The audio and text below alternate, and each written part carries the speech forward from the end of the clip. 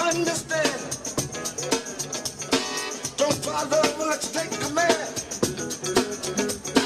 Love can be a two-sided thing. You never get more than you can bring. Hey, I'm coming, baby. Ooh.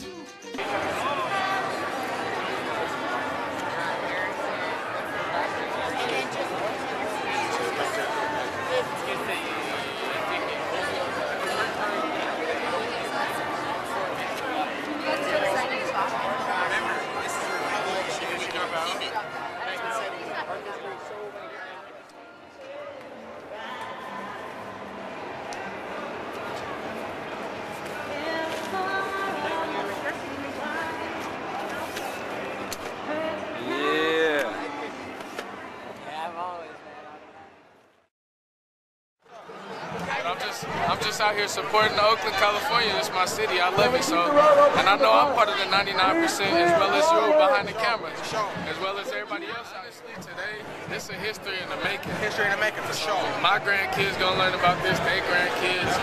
But it should be a positive impact because, like, we're doing something positive. Yeah. And like, it's a brand new dawn, so you got to live good.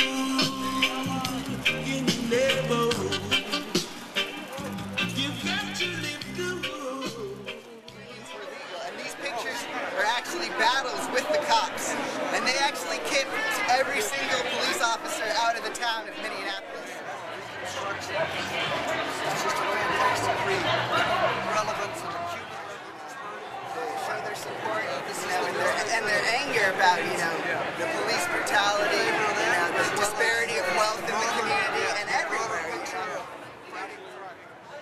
I think a lot of people are waking up to seeing what the real duty of the cops are. Yeah. I mean, like, I'm from Vallejo, which we have a little bit of police repression too, but it's not like anything here, nowhere like where you're from. So,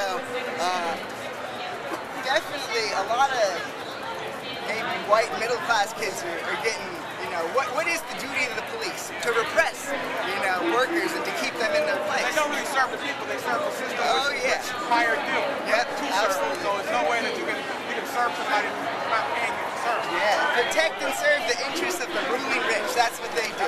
So.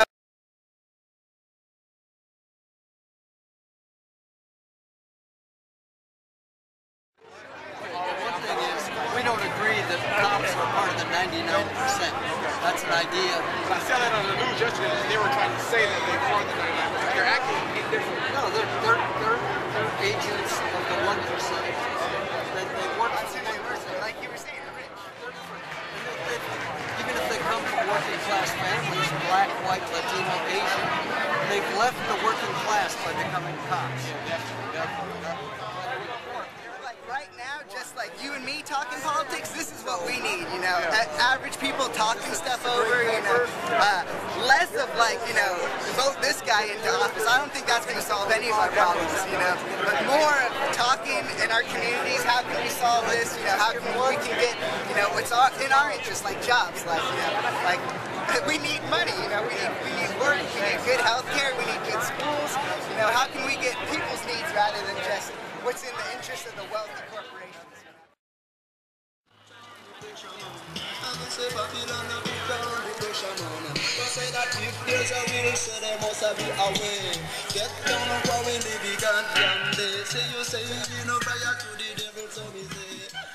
Oakland people, we need to unite. This little reality that they're creating on TV is not real.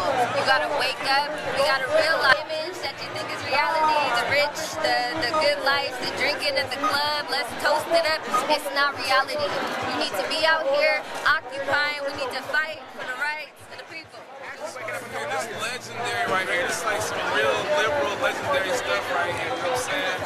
I think it's like changing powers, you know what I'm saying? This ain't never happened in those kind of history, you know what I'm saying?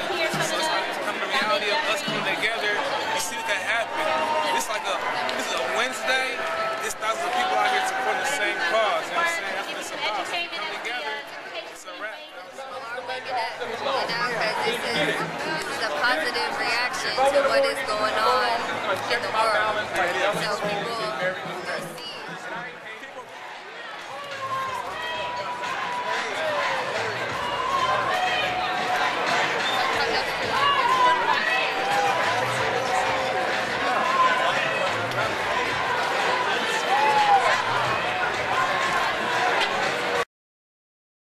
My name is Jordan. I'm originally from New York City, but I've been out here in Oakland 2 years, and I'm holding up my book, Journey to Womanhood, A Poetic Rites of Passage.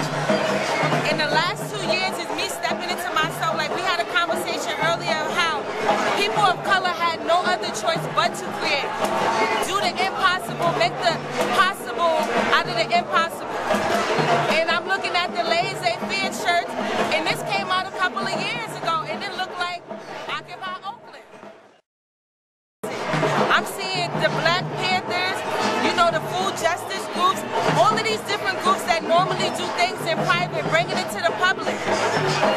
Because we fighting against 1%, but 99, if you haven't figured out your passion, if you haven't figured out who you are, if you haven't found out that you can do for yourself, then how are you going to be different from the 1%? That's right, that's right. So that's my message. It's just like, outside of politics, it requires creativity, people to vision, to be able to see a new future. And if you can't imagine, if you can't vision, then you're no different from the 1%. Right. And that's the key to transforming things as we reach 2012. We're not going to die in an apocalyptic thing, but this is the death of the society we know now that's ruled by greed, that's ruled by the myth of white supremacy, domination, going around the world and telling people about we bring in democracy, but we don't even have it here in this country. So we've always seen this irony as people of color. Now the rest of the American community is seeing that Waking wow, up. it's irony. We need people to use their gifts to contribute to the movement. And now if everybody decides this is the one thing they're gonna do, then we're losing out on the potential because everybody, we're greater than the sum of our parts, really. So I see that people becoming involved and tapping into their own source and bringing it forward as a lifestyle to carry out into the future, that we do have something to learn from this. Because there's nothing but creative and beautiful people out here. And keep the momentum.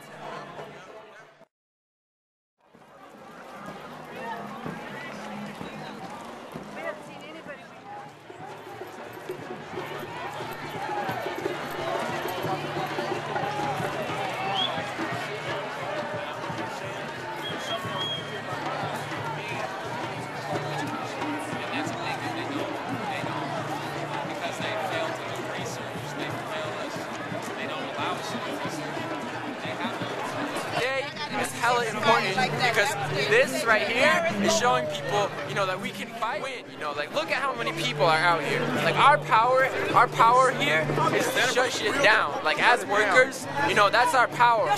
We're working people in our ability. We can shut this whole system down because we're the ones that run this shit. You know, every day. So that's why this is important. This is important. People need to keep doing this. Like, we need to go on strikes. There needs to be more. I mean, this is gonna be hella positive, you know, because we've been defeated for so long.